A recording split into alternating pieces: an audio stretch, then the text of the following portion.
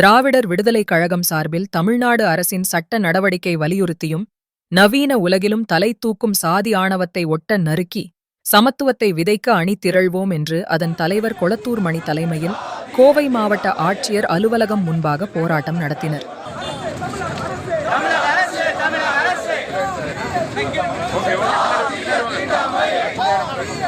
வளர்ச்சியும் சமூக வளர்ச்சியும் பெற்ற இந்த நாட்களில் ஜாதி சங்கங்கள் மீண்டும் பழைய காலத்துக்கு எடுத்துச் செல்கிறார்கள்.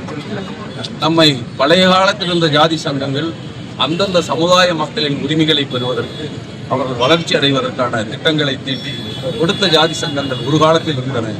இப்போது இருக்கிற ஜாதி சங்கங்கள் தங்களை காப்பாற்றிக் கொள்வதற்கு தங்களுக்கு பாதுகாப்பு அரணாகத்தான் ஜாதியை தூண்டிவிட்டு அவர்களை எல்லாம் கூர்மைப்படுத்தி, ஜாதியத்தை கூர்மைப்படுத்தி ஜாதி சங்கங்களை அமைத்துக் கொண்டு ஒருவருக்கு முரண்பாடு ஏற்படுத்துகிற ஜாதி சங்கம். நேற்று கூட ஒரு முறையாரில் நாடார் சங்கம் மாநாட்டு ஜாதி சங்கம்.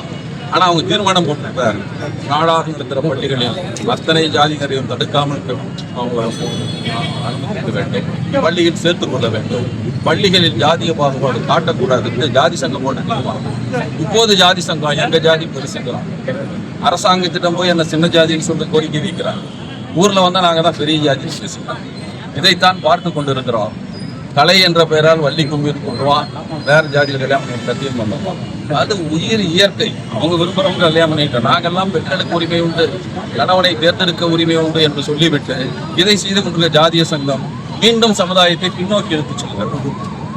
மணமகள் தேடுதல் என்ற பெயரால், ஜாதியின் பெயரால் திருமண மையங்கள், மேட்ரிமோனிகள்லாம் தொடங்கப்படுகிறது. அது எல்லா தொலைக்காட்சியிலும் பார்க்கலாம், விளம்பரமாக வந்து கொண்டிருக்கிறது. அதன் மீது எந்த நடவடிக்கையும் காணவில்லை. இதெல்லாம் ஜாதியை ஊக்குவிக்கிறதா? ஜாதி கயிறே ஊக்குவிக்கிறது என்றால் ஏன் இதெல்லாம் ஊக்குவிக்காது? இது குறித்து அரசு கவனம் செலுத்தவில்லை. வன்கொடுமை தடுப்பு சட்டம் 89 வந்தது. எப்போதும் இப்படிப்பட்ட சட்டங்களுக்கெல்லாம் விதி வகுக்கிறதுக்கு 7 வருஷம் கழிச்சு 96 தான் விதிகளே வகுக்காங்க. ஆனா எப்படியோ பாலாவோடு இருக்கிறதையாவது அவர்கள் நடவடிக்கை சரியாக கருதாது என்றால், உட்கார்ந்து இருக்கிற காவல்துறை அதிகாரிகள் தன்னை அதிகாரி என்று கருதாமல் ஜாதியாகத்தான் கருதப்படும். அப்படித்தான் நடவடிக்கைகள் எடுக்கப்படுகின்றன. அதற்கான தீர்ப்புகள் இருக்கிறது. ஆர்வம் சேர்வைன்னு ஜல்லிக்கட்டை பற்றி பேசுவான். மாடு பிடித்தவரை பல்லப்பையில மாடு பிடிக்காததான் வழக்கு. உச்சநீதிமன்றம் போயிட்டு அதுக்கு தண்டனை கொடுத்தார். இந்த வழக்கில் நீதிபதி சொன்னார், தமிழ்நாடு எங்கும் பரவலாக இரட்டை கொலை இருக்கிறது, அதை உடனடியாக நீக்க வேண்டும்.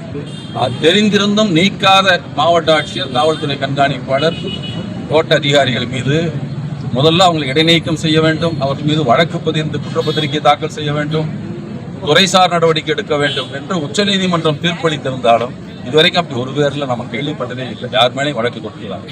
நாம் எல்லாருக்கும் மனு கொடுத்திருக்கிறோம். ஒவ்வொரு மாவட்டத்தில் இருக்கிற இரட்டை கொலை முறை, முடிவெட்ட மறுக்கும் முடி திருத்தங்கள், இதை பற்றியெல்லாம் நம்ம கொடுத்துருக்கோம்.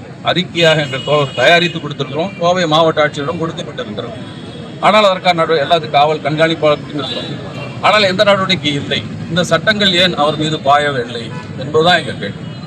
நீங்கள் மற்றவர்தான் குற்றவாளிகளாக சொல்கிறீர்கள். நீங்கள் குற்றம் செய்து உங்கள் மீது நடவடிக்கை தேவை, அதை எடுங்கள் என்று தமிழ்நாடு அரசு கேட்கும்.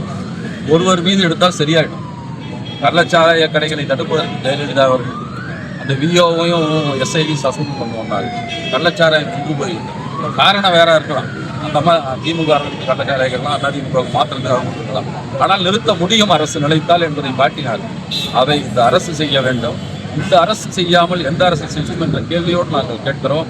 நீங்கள் உடனடியாக நடவடிக்கை எடுக்க வேண்டும். உங்களுடைய அமைச்சர்கள் ஜாதியவாதிகளாக இருக்கிறார்கள், ஜாதி சங்கங்களில் பேசுகிறார்கள். ஜாதியவாதிகளுக்கு நாங்கள் துணை இருப்போம் என்று பேசினால் மற்றவர்களுக்கு அவர்கள் என்ன செய்வார்கள்?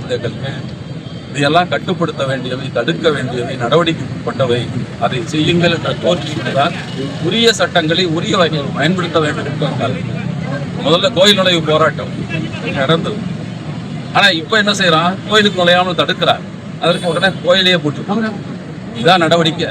யார் தடுத்தானா அவன் மீது வழக்கு போடு, ஏன் தயங்கி இருக்க வேண்டும் என்பதுதான் எங்கள் கேள்வி.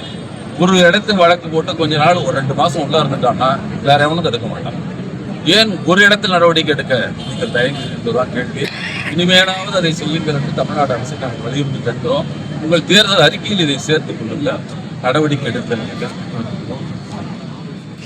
போராட்டத்தில் ஆதித்தமிழர் பேரவை தலைவர் அதியமான், தமிழ் புலிகள் கட்சி தலைவர் நாகை திருவள்ளுவன் உட்பட 100க்கும் மேற்பட்டோர் கலந்து கொண்டனர். கோவை மாவட்ட செய்தியாளர் Velumani. Tamil Nadu Today Magazine Awards 2026. For more updates, follow Tamil Nadu Today website.